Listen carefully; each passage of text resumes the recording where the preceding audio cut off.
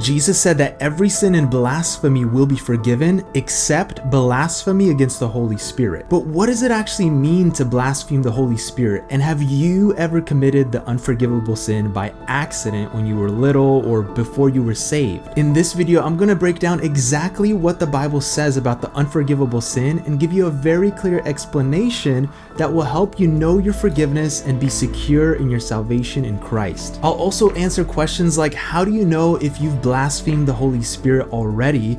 And can a Christian commit the blasphemy of the Holy Spirit? Stay tuned for more.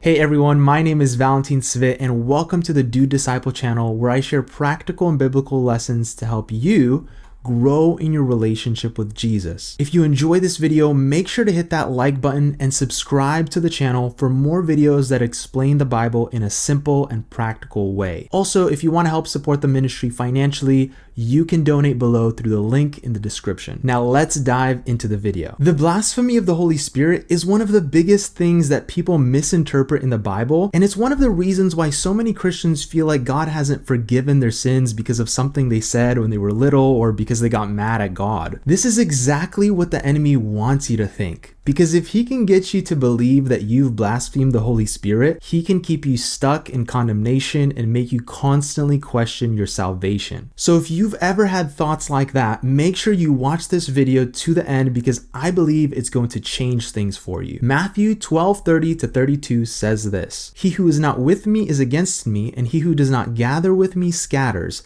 Therefore I say to you, any sin and blasphemy shall be forgiven people, but blasphemy against the Spirit shall not be forgiven.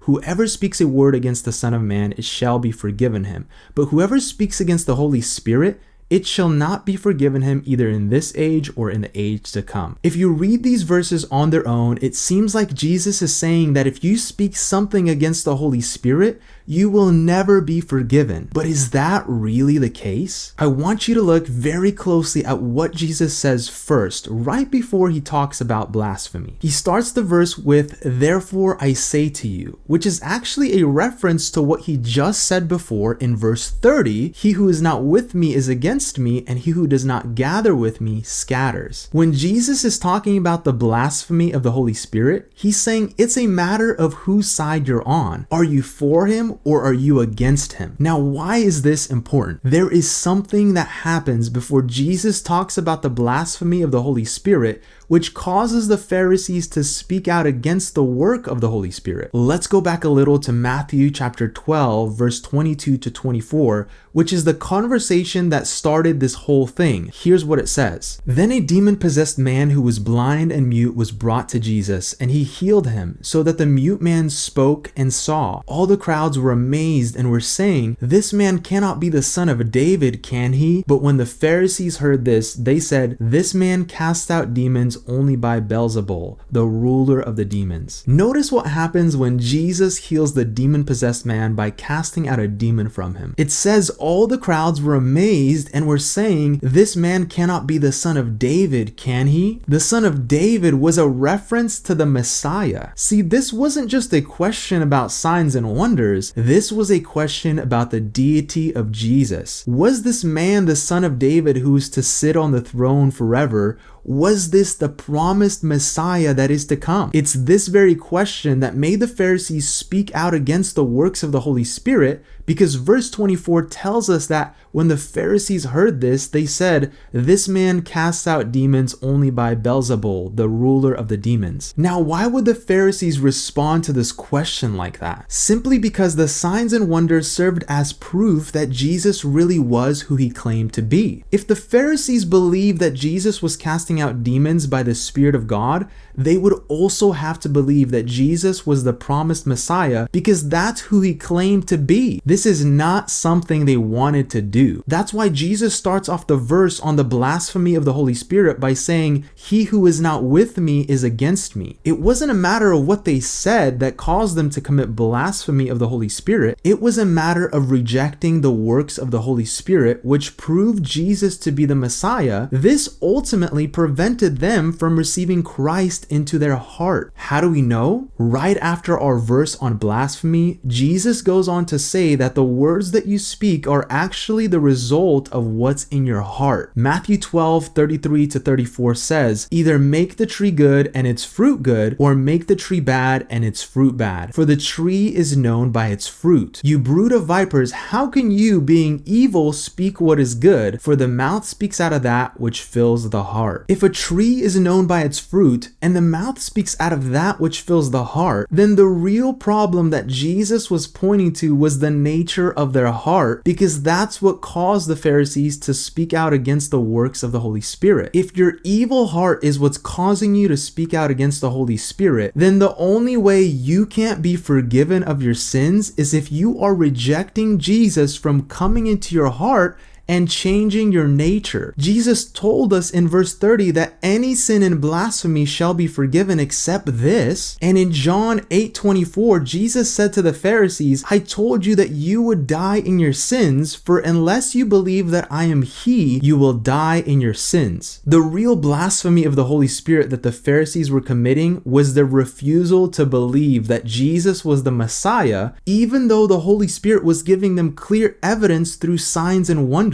But then how come Jesus said that if you say something against Him, you will be forgiven, but if you speak against the Holy Spirit, you can never be forgiven? Here's why. In John 4:48, Jesus said to a royal official, unless you people see signs and wonders, you simply will not believe. There were some people who only needed to hear about Jesus to believe in Him, such as the people of Samaria that believed because of a woman's testimony about Him. But others needed to see the signs and wonders because this was the additional proof that they needed to believe that Jesus was the Messiah. This is why Jesus said in John 10:37-38, if I do not do the works of my Father, do not believe me. But if I do them, though you do not believe me, believe the works, so that you may know and understand that the Father is in me and I in the Father. So even though you might not believe in Jesus by what He says, which ultimately causes you to speak out against Him, there's still hope for you. Why? Because you can still believe in Jesus through the works of the Holy Spirit. In other words, the work of the Holy Spirit was their last chance to believe in Christ. If you don't believe in Jesus after seeing the works of the Holy Spirit, you blaspheme the Holy Spirit because you reject the most clear evidence you have to believe in Jesus as the Messiah. And since the mouth speaks out of that which fills your heart, what the Pharisees spoke simply revealed what was in their heart already. In this case, their unbelief in the work of the Holy Spirit. You can never be forgiven of any of your sins if you never put your faith in Jesus and become born again. That's why it's called the unforgivable sin. Now, with that being said, let's talk about some common questions. First off, can a Christian commit blasphemy of the Holy Spirit? If you have received Christ and have been born again, you cannot commit blasphemy against the Holy Spirit as a Christian unless you make a decision to renounce Christ and tell Him to leave your life. Falling into sin or saying something against God is not the unforgivable sin.